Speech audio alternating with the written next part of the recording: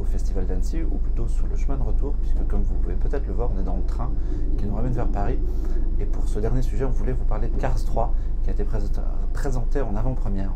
Le film a été réalisé par Brian Fee, il sort en France le 2 août, alors qu'il vient de sortir aux États-Unis. Moi, je ne suis pas un grand fan de la franchise Cars, je déteste le deuxième, que je trouve le Pixar le moins réussi de toute la carrière du studio.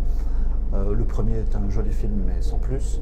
Et là, j'ai vraiment été surpris parce que c'est vraiment bien. C'est une belle histoire sur la passation, sur la transmission de la connaissance à travers le personnage de Flash qui est revenu sur les pistes américaines. On a abandonné toutes les bêtises du deuxième volet. Martin est vraiment mis à l'écart cette fois-ci, donc si vous ne l'avez pas aimé dans le deuxième film, vous serez vraiment tranquille.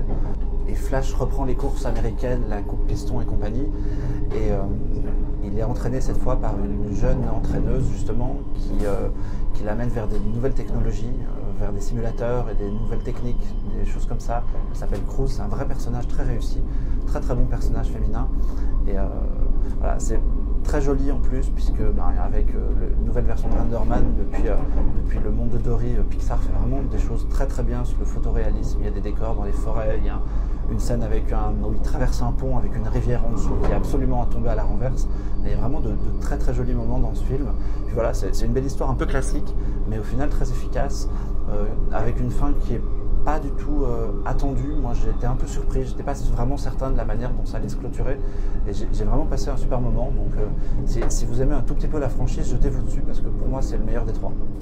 Et je voulais donc terminer cette vidéo en remerciant plein de gens qui nous ont accompagnés tout au long du festival. Alexandre, Jean-Victor pour le montage du générique, tous les bénévoles du festival, le service presse, Laurence, Ophélie, et tous nos camarades de la presse et du web qui nous ont accompagnés pendant cette semaine. On peut citer Philippe, François, David, Guillaume, Anaïs, tous ceux qu'on a rencontrés. On a aussi fait de très belles rencontres, donc merci pour leur temps à Jorge Gutiérrez, Glenn Keane et Guillermo del Toro, et même à Gonagai. C'était un super festival, et on se retrouve l'année prochaine.